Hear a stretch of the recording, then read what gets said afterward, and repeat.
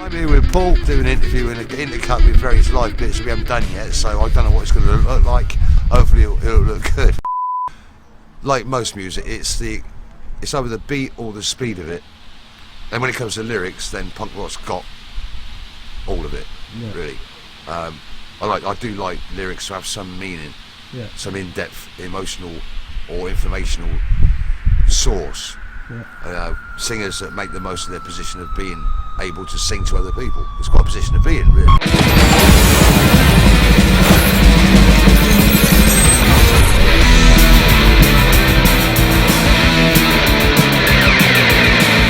All is dead, the city has melted, the sun is penetrating through our heads. The world has ended, the gas has gone, it killed the people, none of yous live on. So long the world, that's what they say. It's 984 and it's all gone dead, dead, dead, dead, dead, dead, dead, dead, dead, dead, dead. It's all gone dead.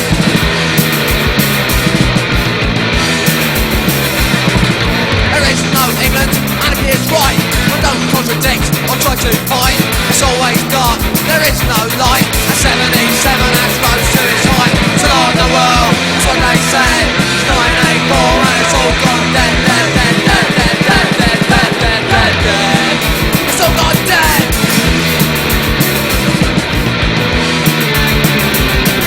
They shouldn't have for hanging, it caused a lot of fuss.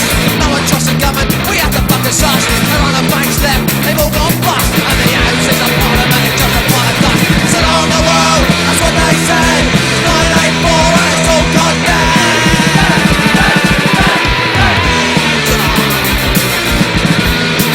It's all gone dead.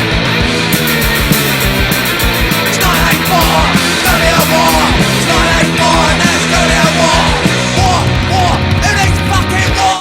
So we were at the Skyaaz Festival having a wild, unprecedented time, not knowing how to look after ourselves and discovering weird drugs for the first time and all that sort of stuff.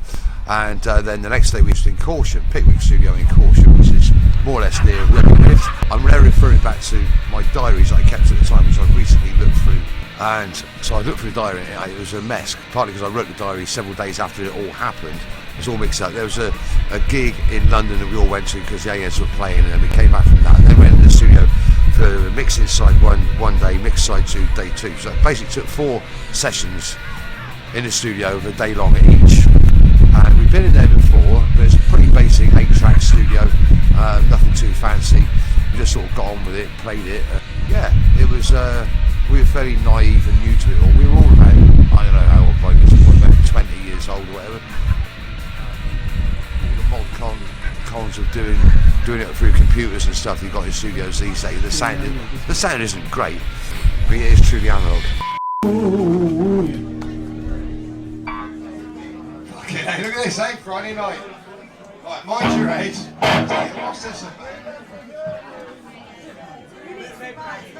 No pogoing. No pogoing. It's all big city.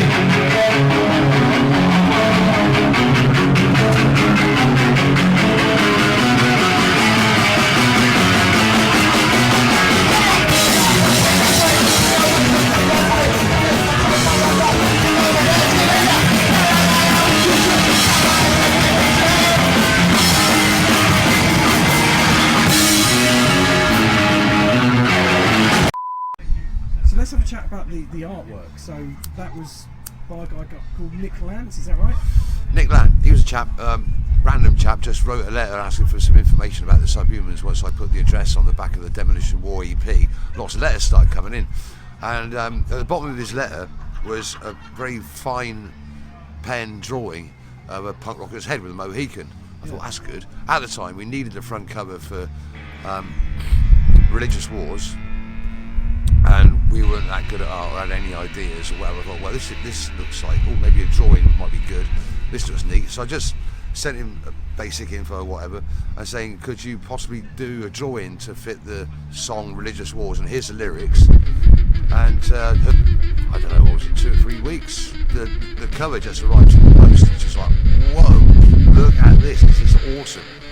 And so we asked him to do the Daily Curry phone as well. It took him a bit longer than a couple of weeks, but and he was on the phone and said, okay, I got it, it's a punk rocker, shot through the head, can you make it a punk rocker with Spikes, not Mohican, because Spikes is more generally a punk rock look. I didn't want to get anything too specific, but like Spikes is definitely punk rock to a lot more punk rockers than Mohican was. That's what I was thinking at the time. So he was on the phone checking it was like still good, and he's like, yeah. You couldn't look at things. There was no like any of these machineries or YouTube or computers or anything like that, which is obvious to you and I, but to anybody under the age of whatever, you know. Once upon a time, there were no computers. Oh. But did you ever meet him? Once. A gig in Nottingham. Right. He was there. I'm Nick Land. Hello, Nick. Hey. And yeah. Did he do your Subhumans logo as well, or did you? No, I did that. You did that. Yeah. And the skull. The skull was Grant's idea, and he drew the original one, and I sort of fancied having a few more cracks around the edge and a bit more definition. Yeah. But yeah, that was our stuff. Yeah.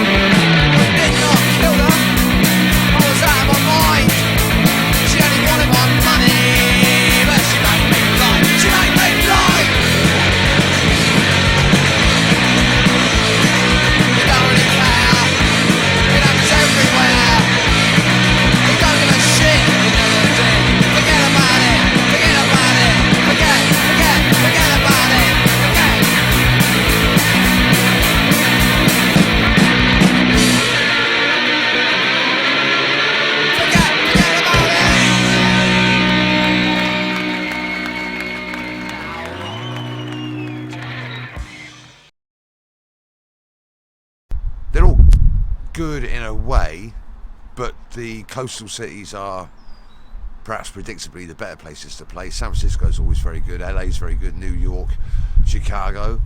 It's always good to play out of the way places anyway, because there's always somebody who's been waiting for it for a long time to happen there. Well, I mean, we've been going 40 years. Reaction from people that you're playing your music to, suddenly it becomes just like a hobby.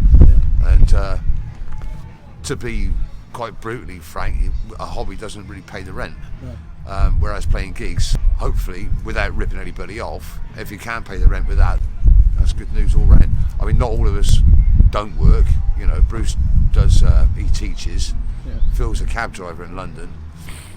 Yeah, so yeah, there's ways and means of earning a living. And as I say, as long as nobody feels ripped off by what we do, and we try and keep prices down, then I think it's a good way of earning a living. I'm very lucky to still be doing it.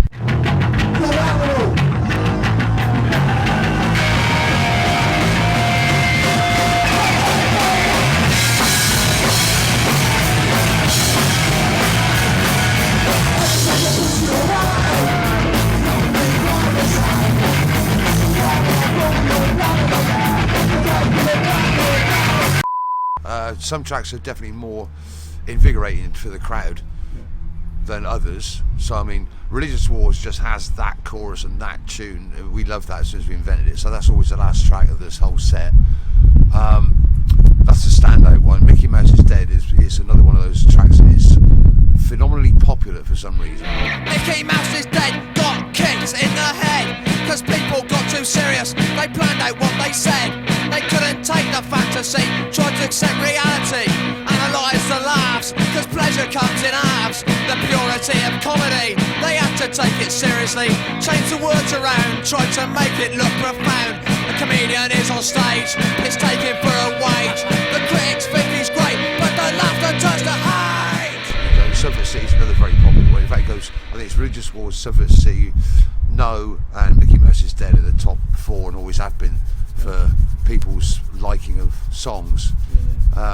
There's other songs that are just a bit too complicated to get across any energy live, like I don't know, Carry On Laughing is one of them. There's lots of beat changes and odd stop-start bits like that.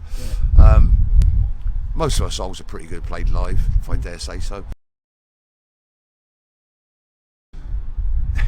The thing is about interviews is that this question is always the last. Anything you want to add, and it's just like, whoa, because the frame of mind, you get asked a question, you answer the question. I'm pretty good at that. When it comes to like invent your own answer to an unknown question, I'm just like, where do you start? Okay, we'll leave that question. I want to say food banks. Food banks. Now we're used to the idea of food banks. There's something wrong going on. There's no food banks. There's a fucking war going on. You know what I mean? The supplies are cut off. There's food banks. That's wrong enough. And now people are saying they want to go to food banks. They don't want any hot. They want cold food because they can't afford to cook it when they get home. Just like, what the fuck this country becoming? And we're not even in a fucking war. You know, it's like non-war time. We're in peacetime, suffering conditions as bad as like fucking 1943 or whatever. The Tories are a bunch of fascists. They don't give a fuck about anyone and their rich fucking friends. They don't give a fuck about anyone. They're all fucking Etonians. They don't know what they got no idea of how to socialise with people. They got no background of interacting with normal fucking people. And they are out for all they can get, and they've got the means to like brainwash enough people to swing people from being hardcore experienced Labour work voters voting on real things to voting for someone who looks jolly and roughs his hair up. A lot of people just don't know about politics. Some people don't know who the Prime Minister even fucking is, you know what I mean? They don't follow it whatsoever. They just carry on their daily lives. And all happiness to the people who live in that ignorance is bliss bubble, as long as they then up to the point where they then reach the point where they haven't suddenly got any money or any job anymore, and they think, well, why am I in this situation? What's going on? That press said you're already dead, didn't they? Yeah.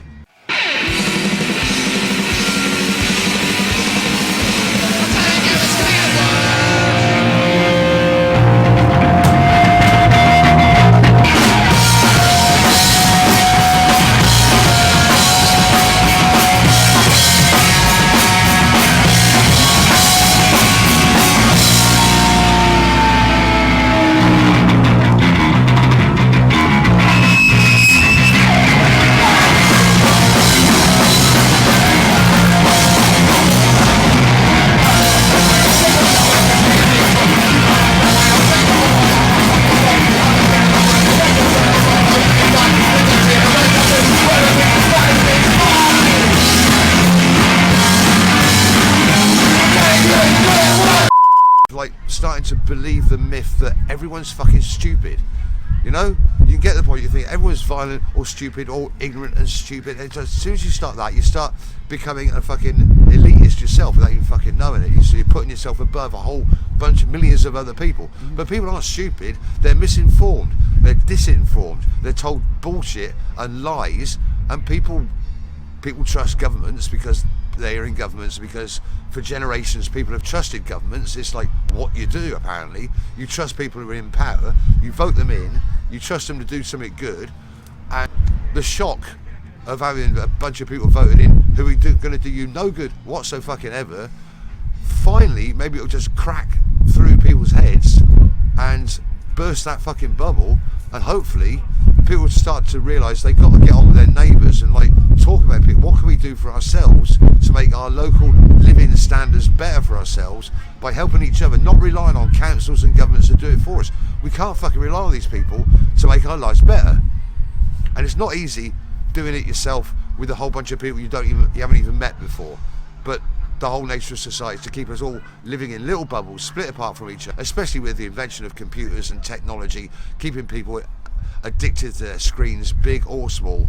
It's all separation, mental separation, whilst giving the illusion that we're all being included in the whole of life via YouTube and Instagram and all these other things that are like partly useful but generally separational. They keep people in their own tiny little bubbles, and the nature of the interaction. It's not 3D like you and me is 3D interaction right now, despite this machine between us. You know what I mean? It's like facial tics and recognition of body language and things like that. It's all going to go out the fucking window, and those things is where you build a real knowledge of what people are actually like. Watching them, listening to them talking, watching them talking, just getting that, things like that. That's how people get on properly. That's how friendships are sustained, and that's how relationships are built, and that's how society should be fucking run, or allowed to co-create amongst people. It's all sound a bit idealistic, but it shouldn't. It's fucking basic human nature.